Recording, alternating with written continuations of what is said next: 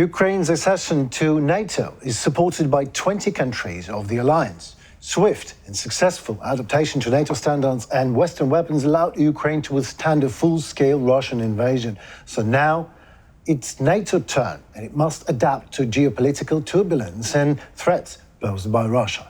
Ukraine's integration into NATO is the only way to create a security zone for Europe against current and future possible Russian expansion. Ukraine's accession to NATO. Do you think, Cormac, it should happen? Well, yes, but let me make a couple of points on accession to NATO.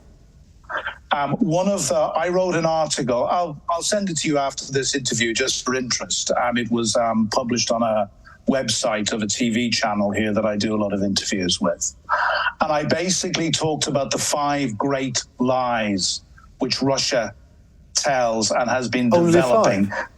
Well, no, the 5 top ones. And one of those top lies, the really important ones, was that the reason for Russia's invasion was because of NATO expansion. And so many people in the West have swallowed this, and I still hear people say, oh, well, you know, we poked the bear and we came far too close up to Russia's borders. Russia has to defend itself. NATO is a defensive alliance.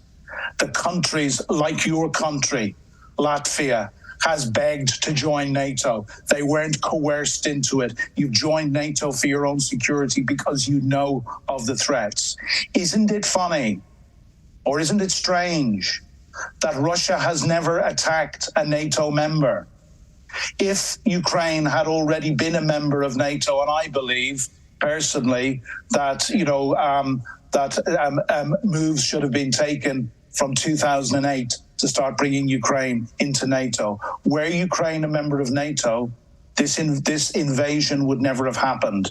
Crimea never would have been illegally annexed, and the Donbass never would have been invaded.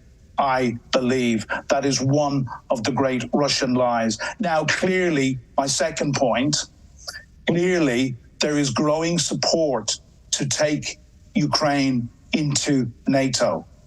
But clearly, and my belief, and I'm not an expert, but my understanding is that as long as there is an active war happening, that Ukraine will not be taken fully into NATO.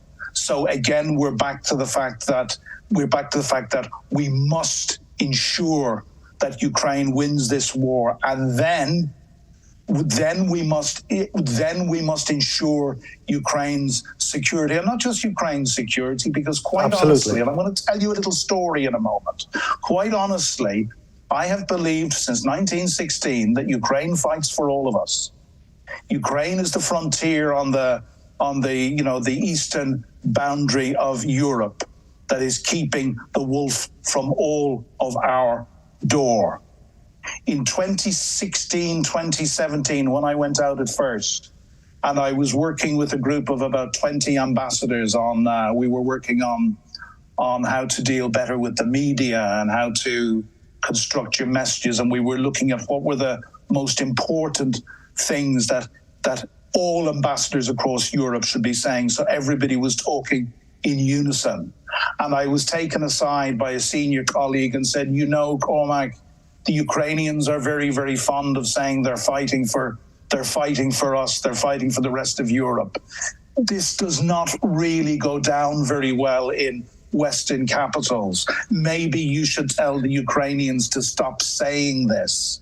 Now, that was the reality that I discovered in 2017 because it was too uncomfortable. I think certainly we have moved so far beyond that. And again, and I will always say, although I'm an Irishman, I've lived in Britain for 36 years. I've represented this country as both an athlete and a diplomat in my time in Ukraine, and been very proud to do that. So this is, the United Kingdom is a country that I've had a great life in and I love very much. And I am extremely proud of the leading role that the United Kingdom has played in supporting Ukraine. And my senior diplomat Ukrainian friends have told me over and over, it is not just the weapons that the UK has given to to Ukraine, but it is the influence that the United Kingdom has exercised behind the scenes to encourage other countries to support, especially in the early days. But, you know, we should have been doing this before. We're not. We're where we are. So we're back to Ukrainian membership of NATO. It is not in my humble view and in my limited view, because there are people far more experienced than I on this, in my humble view, it is never going to happen as long as the war is in progress. All we can do at the moment is make sure that Ukraine wins that war. As soon as that war is won, Ukraine, in my view, must be taken into NATO and must be taken into the European Union. Ukraine has so much to give Europe and to give the world in terms of a real appreciation of freedom and what freedom really means. We have forgotten, most of us in the West.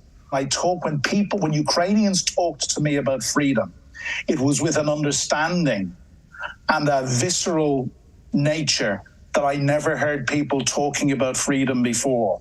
That it's something you can't get from books. Absolutely. It was just, and this was from the minister I worked for, Pavlo Klimkin down. You know, that it really impressed me. Ukraine has something to give the world. Culturally, economically, Ukraine, when it gets Russia off its neck, can be an economic giant. Oh, we'll get Russia off our neck. Trust us.